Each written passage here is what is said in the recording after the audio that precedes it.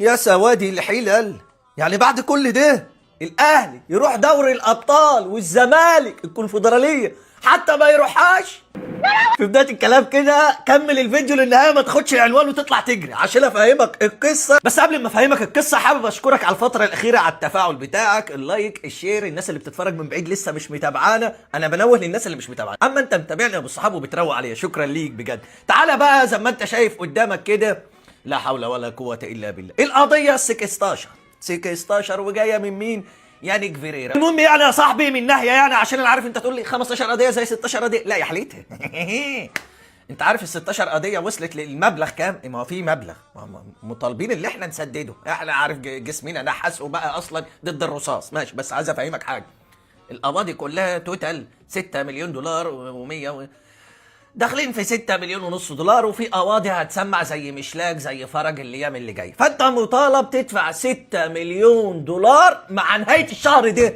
لو ما دفعتش نهايه الشهر ده في حاجه اسمها الرخصه الافريقيه، لو ما دفعتش وسويت كل المبالغ ديت القواضي اللي عليك مش هتاخد الرخصه الافريقيه. وللناس اللي مش فاهمه يعني ايه الرخصه الافريقيه، هي دي اللي بتوديك الكونفدراليه او دوري الابطال على حسب ترتيبك قبل ما بتروح البطولات ديت باذن، يعني لازم أن تاخد الاذن ده. بقى انت مديون ب 6 مليون دولار واكتر شويه، مطالب نهايه الشهر دي تدفعهم كلها. فهنا يا ابو الصحاب نقف قدام الامر الواقع، لا ربنا كرمنا ان شاء الله في الكونفدراليه وكسبناها، المكافاه 4 مليون دولار، بس احنا مديونين بستة، في فرق 2 ولسه في قواضي تانية، بس الاثنين دلوقتي هنجيبهم منين؟ استاذ ممدوح اي حاجه من تحت الحساب، ارحم الكابتن حسين بدل ما هو عمال يبيع مناديل في اشاره. على الجانب الاخر بقى بالصحاب، النادي الاهلي المليونير مليونير جاي له رعاه ب 4 مليار جنيه. استنى كده يمكن ما اعرفش. تعالى اوريك الفيديو. الرعايه الحاليه عامله مليار و400 مليون جنيه. ياه الرعايه، خلي بالك بقى، الرعايه الحاليه. الرعايه اللي هتبتدي 1/7 دي الاهلي يستهدف فيها 4 مليار جنيه.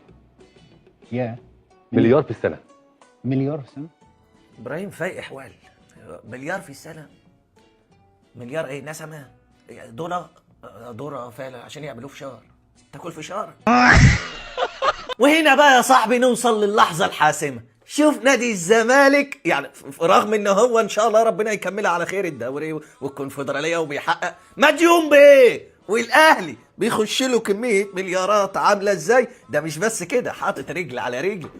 وريني هتدفع منين المبالغ دي وهتاخد الرخصه الافريقيه؟ ده مش بعيد كمان يا ابو الصحاب، هو اللي هتلاقيه بيسخنهم، يلا زيد 17 قضيه. طبعا انت هو المستفاد، علشان بكل اختصار لو الزمالك ما دفعش الفلوس وما خدش الرخصه الافريقيه، مين اللي هيروح؟ النادي الاهلي. وطبعا دوري الابطال اصلا مش واخد على وشينا، لو رحنا هيعمل اسكان الموبايل مش هيفتح يعني لو فبعيدا عن الهزار الموضوع بجد في خطر، ممكن الزمالك كمان ما يروحش الكونفدراليه حتى لو هو محقق ايه، علشان لازم تدفع علشان تاخد الرخصه. ودي القصه من اولها لاخرها. شكرا للناس اللي كملت معايا الفيديو للنهايه، غير الناس اللي بتسمع الفيديو من الاول وتطلع تجري، شكرا للناس ديت. يا ريت بقى لو وصلت لحد اللحظه ديت ولسه مش عامل لايك اعمل لايك، ولو لسه مش متابعنا بنوه اللي مش متابعنا، اما انت متابعنا بتوجب معانا، وادينا شير عشان الفيديو يوصل لعدد كبير من الناس وتفهم ايه القصه في حته تشارك ما تشاركش، مشكله الزمالك الاهلي يخش مكانه ولا. شير الفيديو عشان يوصل لعدد كبير من الناس، وان شاء الله نتقابل فيديوهات جديده.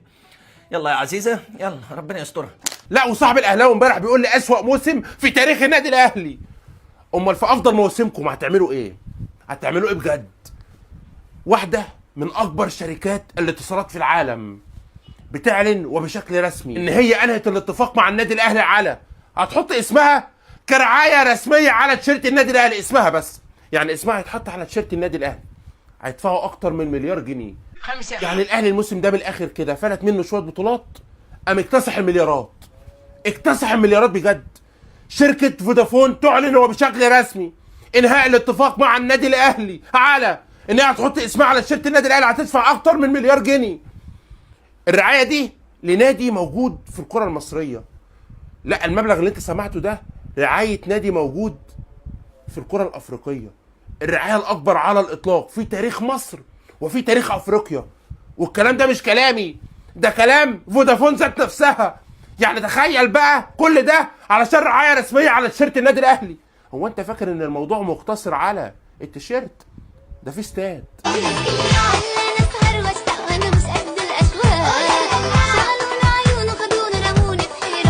استاد النادي الاهلي كان فيه اكتر من شركه عالميه لحد امبارح بيتسابقوا على مين فيهم هياخد اسم استاد النادي الاهلي كرعايه، مين فيهم هيرعى استاد النادي الاهلي. دخلت فودافون على الخط، تخيل هيدفعوا اكتر من مليار جنيه علشان بس يحطوا اسمهم على تيشيرت النادي الاهلي. ففي كام ساعه بالظبط وصلوا لاتفاق مع اداره النادي الاهلي على انهم هيرعوا استاد النادي الاهلي. فتخيل الشركه اللي اتفقت انها هتدفع اكتر من مليار جنيه على رعايه تيشيرت النادي الاهلي هتدفع بقى كام مليار على استاد النادي الاهلي. كاننا هنقطم المرار قطم. لا وصاحب الاهلاوي كل شويه يقول لي يا ابو انور ده احنا بنمر باسوأ مواسمنا في التاريخ. اسوأ مواسمك ايه يا ابويا؟ ده انت فلت منك شويه بطولات عوضتها بشويه مليارات. هو في كده؟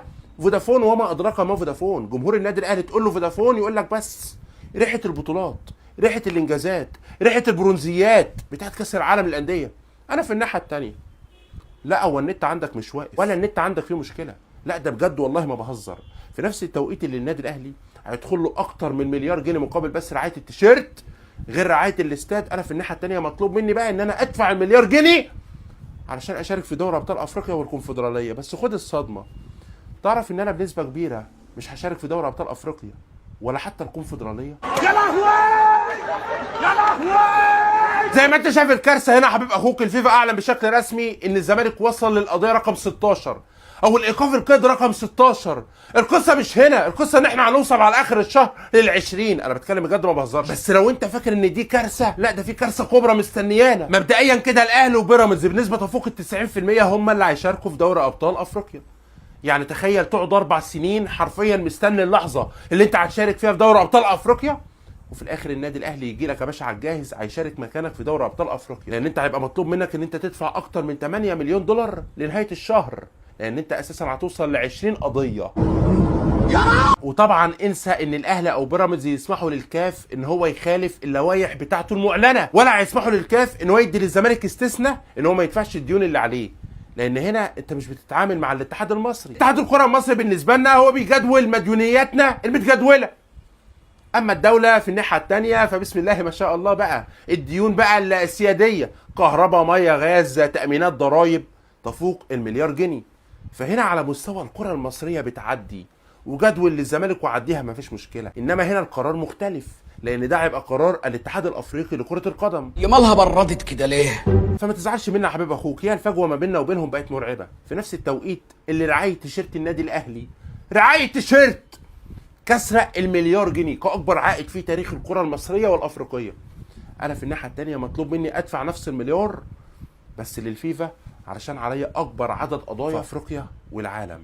انت مدرك حجم الفجوه اللي ما بيننا وبين النادي الاهلي وصلت لحد فين؟ لا الله. وبس كده يا حبيب اخوك، ارزع اللايك الرايق، تابع اخوك، ادينا واحده شير. السلام عليكم. يعني ايه التغيير اللي ممكن يحصل في ترتيب سموحه في السبعه اللي فوق لو الجون ده جه؟ لو انت خدت النقطه دي، مش هقول لك كده، انت خارج كده كده، انت خسران 4 ماتشات اللي انت لعبتهم قبلي وخسران قدامي، ما الجدوى من النقطه اللي انت عايز تاخدها دي الا انك انت تنكد عليا وتضيع عليا دوري؟ خلاص، ما هي مالهاش معنى تاني، انت طالع ترازيني في اكل عيشي، انا بسميها كده. انت طالع، اسمه ايه الحارس، مش فاكر اسمه ايه، الحارس بتاع سموحه، فانت طالع ترازيني في اكل عيشي، فربنا ما ادكش اللي انت عايزه، ربنا ما ادكش اللي انت عايزه. بزيره يقول لك اصابه في الحوض، حوض انت حوضك كله 2 سم، يعني انت حوضك، انت عندك حوض اصلا؟ انت ما عندكش حوض اساسا، يعني ما حوض ايه؟ حوض ايه اللي عندك يا بزيره؟ انا ما اعرفش. ده انت عندك يعني غطا ازازه ميه، حوض ايه ده؟ ما اعرفش. دوري عشان خاطر نكسب الدوري، مش نكسب، ندخل العنايه كلنا في نهايه الدوري. ولكن حسام عبد المجيد، كابتن معتمد، شيكو بانزا، الله يخرب بيتك، انا مش عايزك يا شيكو بانزا تكسر، انا عايزك تعادل، انا عايز نقطه. قال لك على حاجه، انزل دافع. في واحد يقول لي ايه الهبل ده؟ اللي بيلعب على التعادل بيخسر، واللي بيلعب على الخساره بيكسب، واللي بيلعب على المكسب بيتعادل، واللي بيلعب على بس بقى انا عايز نقطه. انا عايز نقطه، انا عايز اخد نقطه يا سيدي من سيراميكا يا سيدي. واحد يقول لي ده علي ماهر مطرود ومحمد عبد الله مش هيلعب، ماليش فيه انا الدفعه اللي هيديها لهم قبل ما ينزلوا، لان علي ماهر هيلعب نهائي تشامبيونز ليج معانا الماتش الجاي. ما انا كنت كسبت الاهلي وخلصت القصه دي، كنت كسبت الاهلي وكنت اتعادلت مع الاهلي. ايه ده؟ هو ثواني بس كده، هو انا ما اتعادلتش مع الاهلي ليه؟ انا ليه ما اتعادلتش مع الاهلي؟ ليه ما اتعادلتش مع انبي بدل ما اخسر؟ بس قدر الله ما شاء فعل. امبارح كابتن محمد اسماعيل المدير الرياضي النادي انبي طالع يقول اتوقع الاهلي يتعادل معانا او يكسبنا. ده انت يا كابتن محمد اسماعيل يعني مدير رياضي النادي بيتوقع خسارة النادي قبل الماتش. جميلة دي قوي، جميلة قوي. بس كده كده الاهلي نزل يعني خرط انبي، خرطوا تخريط حسين الشحات. حسين الشحات دي فترة تجديد عقده، ما هو حسين لما بيحب يجدد تبص ما تلاقيش حسين الشحات، تبص تلاقي كفارة سخيليا. بن شرقي اللي لو بيلعب مهاجم من 5-6 ماتشات فاتوا، مش هقول لك من اول الموسم، كان زمان الاهلي على مقدمه الدوري وانا عارف انا بقول لك ايه. فجمهور الاهلي في حاله من حالات الحزن، على الرغم من ان هو لم يفقد فرصته في الدوري، لكن فزنا او تعادلنا وفوز بيراميدز الماتش الجاي يعني ان الاهلي في الكونفدراليه رسميا ما زال الاهلي له فرصه. اسمع من اخوك، طول ما النادي ده ليه فرصه اديني قرصه. خلاص هو مش هو لي فرصه، انا اكل قرصه. استنى الحكم يصفر في ماتش سيراميكا 0-0، الزمالك وسيراميكا 0-0، افرح لان هو ليه فرصه. وانا واديك شفت ادائي النهارده ليه؟ عشان عمال افكر ايه اللي بيحصل هناك، ولو اتعادلت ايه هو ده اللي هيسير الماتش الجاي. برضه اللعيبه هتبقى نازله في نفس التوتر. دي حاجه انا ما اقدرش اجبر اللعيبه عليها، اللعيبه متوتره وبتفكر خلاص هعمل لهم ايه، كتر خيرهم ماشي. فالعب ان انا ما اخسرش، اتعادل. انا بقول لك اهو اتعادل يا سيدي 0-0، موافق عشان ما اخسرش وفجاه ابص على بيراميدز الاقي بيراميدز متعادل مع سموحه، وابص على الاهلي الاقي الاهلي كسبان المصري وهوبا الاهلي كسب الدوري. لا،